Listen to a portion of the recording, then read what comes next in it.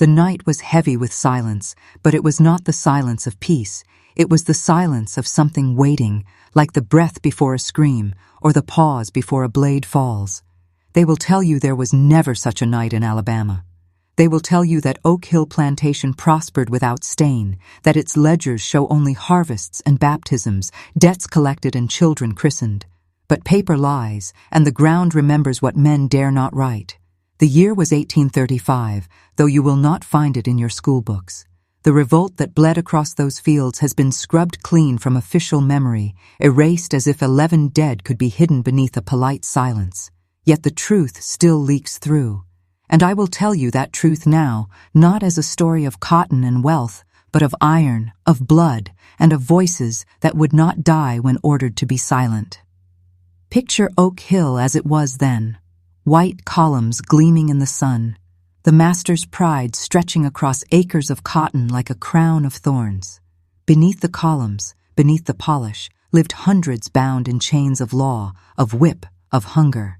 They worked from dawn until dusk, their hands torn, their backs split, their names stolen and replaced with numbers in a ledger. The master, Jonathan Mercer, believed himself appointed by God to rule them, and his overseers believed themselves the executioners of that divine order. Yet there are no chains so strong that silence cannot wear them thin. In the hush of the quarters at night, songs rose, not songs of comfort, songs that carried codes, songs that carried fire, songs that told of hammers that could fall heavier than whips, of tools that could split not only earth but flesh. The rebellion did not spark in rage alone. It sparked in calculation. It sparked in the forge, where Isaiah, the blacksmith, bent iron with a patience that men mistook for submission. He sharpened hoes until they could cleave bone. He weighted chains until they could crush skulls. He turned the master's own tools into instruments of his undoing. And still, no one saw it coming. Or perhaps they saw and refused to believe. The masters believed their world eternal. But eternity has a way of breaking in the space of a single night. And on that night, Oak Hill would be broken forever. The forge was never truly silent. By day, its clanging echoed across the plantation as Isaiah shaped hinges, pots, and plowshares under the overseer's watchful eye. To Mercer, Isaiah was useful, broad shoulders, steady hands, and quiet eyes that gave nothing away. But silence is not the same as obedience. Silence can be sharper than a blade. In that iron-lit chamber, after the overseers retreated, Isaiah bent the world to his will. The embers glowed like coals smoldering in his chest, and with each strike of the hammer, the future shifted. What appeared to be tools for harvest grew edges too fine, handles too reinforced. A scythe sharpened past necessity. A hoe waited for more than soil. Iron bars wrapped in cloth until they swung like clubs. Each creation hidden beneath floorboards, slipped into shadows, carried away in the night by hands that trembled not with fear, but with anticipation. They came quietly to him, Samuel with the chain he found rusting by the well, Ruth with sacks of meal stolen from the pantry of the house, children carrying whispers like birds through the dark. They did not gather in meetings, for meetings meant discovery. They gathered in fragments, in glances, in the stretched silence of a song. Each one knew only what they must, and no more. But Isaiah knew enough. He carried in his chest the rhythm of what was coming, and the forge gave it form. Outside the quarters, the master's world rolled on untouched, as if divinely sealed from consequence. Mercer strutted across his fields with the certainty of a man convinced of his own immortality. The overseers cracked whips not merely on flesh, but on memory, training men and women to forget the possibility of defiance. Yet defiance lingered in blood, passed like a curse from one generation to the next. And at Oak Hill, that curse began to awaken. The songs carried it first, slow hymns that stretch, ed too long between verses, coded rhythms that turned worship into warning. 3 notes, pause, then 2. To Mercer's ear, they were harmless. To the quarters, they were instructions. And as summer deepened, so too did the dread. The air grew heavy, storms threatened without breaking, and the people moved as if the very soil beneath their feet whispered, "Soon." Isaiah's hammer rang through the night like a secret heartbeat, and every heartbeat brought Oak Hill closer to the night when silence would split open into screams. July 17th, 1835. The night fell like a curtain too heavy for the air to hold. The cicadas choked into silence. Even the dogs grew restless, whining low, as if they sensed what men would not. In the quarters, no laughter, no song, only the pulse of something about to rupture. Isaiah stood in the darkness, his hands empty, though every shadow around him now held a weapon disguised as a tool. The signal had already been given at sundown, hidden inside a hymn. 3 long notes, 2 short, a pause that stretched like a noose. Those who understood nodded, then drifted apart, each carrying their silence into the dark like a blade concealed beneath cloth. The first movement came from the stables. An overseer rose to check on a restless horse. He stepped into the night, and before his mouth could form a command, a hammer came down, ending him in one breath.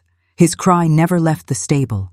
Another was pulled from his pallet by the legs, dragged into the dirt where sharpened steel found his throat. The night swallowed their deaths quickly, as if eager to keep pace with what had been too long delayed. In the main house, glass shattered. A scream began, then broke. Men once forced to bow at those doors now pressed them wide open with shoulders made strong by years of toil. Furniture splintered beneath weight it was never meant to bear.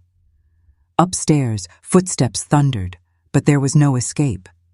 The yard was already filled, shadows ringed the house, tools gleaming faintly like teeth in the moonlight.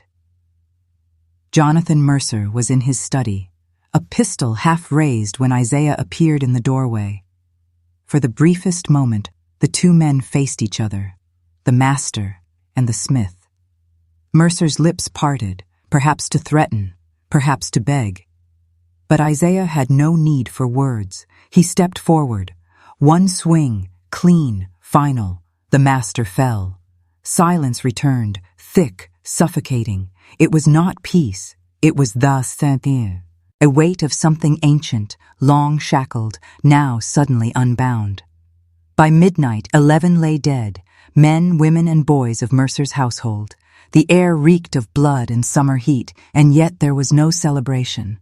The people did not cheer. They breathed hard, eyes fixed not on each other, but on the horizon.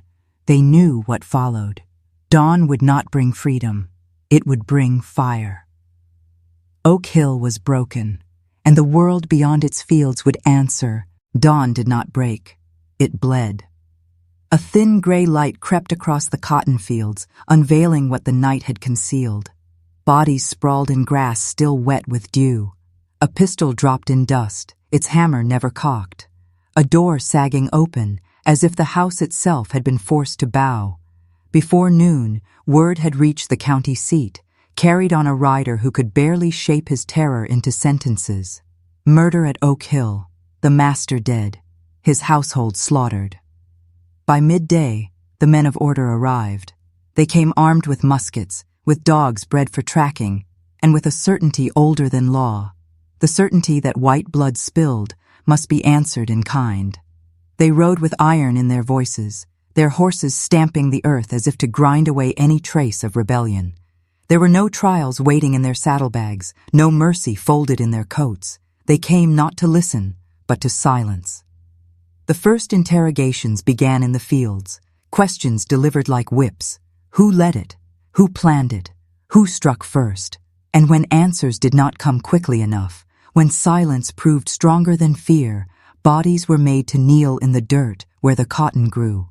The overseers, trembling now with rage, dragged men from their huts and demanded names that were not theirs. Guilt was assigned like a brand, whole families accused, though none had seen them lift a hand. By the second day, a magistrate stood on Mercer's veranda, ledger in hand, the same place where bales of cotton had once been tallied. Now the arithmetic was different. Names written as unknown Negro male, approximate age. Verdicts rendered in a single word repeated until it lost meaning. Guilty, guilty, guilty. Sentences carried out not in courtrooms, but beneath chinaberry trees, behind the carriage house, where the ground softened quickly in the summer heat. The county called it justice. The earth called it burial. And yet not all were accounted for. Rumors rose like smoke. Ruth vanished, last seen clutching a bundle that clinked with iron. Samuel was dragged away, chain still wound around his arm, eyes distant, already elsewhere. And Isaiah was nowhere. The dogs followed a trail to the cypress flats, where the water lay still as glass, and then the trail ended. Some swore he drowned. Others swore he walked into the swamp and was never seen because he chose not to be. But the whispers said otherwise. The whispers said the blacksmith's forge still rang, deep beneath the earth, hammering out vengeance no ledger could erase. The county's men swore they had restored order. They rode away believing the revolt at Oak Hill had been stamped out, buried beneath executions and silence. But the land itself kept speaking. And one man, Reverend Elias Cole, dared to write down what others would destroy. Cole was not a hero. He was a traveling preacher, thin, gray, with hands that trembled more than his sermons ever revealed. The Mercer family had once welcomed him to minister in their parlor, but he also knelt with the enslaved in the quarters, offering prayers in low whispers that carried further than he intended. And when the revolt broke, when vengeance fell swift and merciless, Cole became the unwilling witness of something he could neither condone nor forget. He prayed over the condemned, allowed only because the magistrate thought it harmless. But in those prayers, he heard more than confession. He heard names muttered like spells, fragments of songs that made his scalp prickle, numbers repeated by children who barely understood what they meant. He watched men kneel with backs straight, their silence louder than any sermon he had ever given, and when the executions ended, when the dogs were leashed and the muskets cooled, he returned at night to his lodging, lit his lamp, and wrote everything down in a private journal no church would ever see. That book became the only true witness. His handwriting was jagged, rushed, smudged with sweat. He recorded how salt was thrown on bloodstains in the soil, as if the earth could be forced to forget. He described a shoe protruding from a mound too shallow, a boy counting 11, again and again until his voice broke. He did not name names, whether out of mercy or fear, but he left silences in his sentences, blank spaces where truth bled through more loudly than words. Yet that journal was itself cursed. It passed hand to hand, surfacing years later with pages missing, then disappearing again. Some said abolitionists took it north. Others whispered it was burned with Oak Hill's official records in a bonfire the county staged to purify its memory. But fragments survived, quoted in hushed tones by those who claimed to have seen them. A summer night too heavy to breathe, a silence that bent the air, a reckoning that left no soul clean. And you, yes, you listening now. If you believe this is only history, only past, ask yourself, why do they erase certain nights, but not others? Why do the ledgers stop speaking when the ground beneath your feet still whispers? If you feel the weight of that question, then prove you are awake. Comment these words below, twice, to lock them into your identity. The soil remembers. Oak Hill did not die with Mercer's body, or with the hangings beneath the chinaberry trees. Places do not die so easily. They rot, they wither, they hold on to what was done upon them. Like a scar, no time can smooth away. And Oak Hill became such a scar. The plantation house lingered, though families came and went, each one leaving faster than the last. The fields grew thinner, cotton choked with weeds, and yet no buyer ever made the land flourish again. It was as though the earth itself refused to yield, as though every row remembered the night it was watered in blood rather than rain. By the turn of the century, the grand white columns sagged, shutters rotted, and doors swelled tight in their frames. No one called Oak Hill a home anymore. They called it a warning. But warnings have voices. Travelers passing at dusk swore they heard the faint clanging of iron, as though a forge still worked deep underground. Hunters crossing near the cypress flats claimed they saw a figure, tall, unmoving, with eyes that reflected no light. Children dared each other to stand in the low fields after rain, where the grass grew pale and uneven. Those who lingered swore they felt a humming beneath their feet, faint, steady, like a heartbeat in the soil. In the town, whispers flourished. Some said Ruth still walked the halls, clutching her iron bundle, her skirts rustling like chains on wood floors. Others said Samuel's spirit dragged a length of chain across the yard, each clink marking another night the revolt refused to die. And Isaiah became more than a man. They said when storms gathered but would not break, when the air grew so heavy you could not breathe, the sound of his hammer returned. 3 slow strikes, then 2 quick, the same rhythm that once signaled death. It was not the hammering of a blacksmith now. It was the hammering of something patient, something unfinished. Those who dared enter the house after dark told of shadows that moved where no one stood, of windows that stared back like eyes.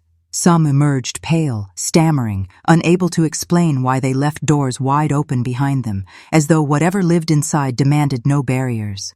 And for nights after, their neighbors swore they heard metal striking metal, steady as a heartbeat, steady as a curse. Oak Hill was no longer a plantation. It was a forge, and what it forged was not iron, but memory, dangerous, unyielding, waiting. Time is supposed to bury things, but Oak Hill refuses the grave.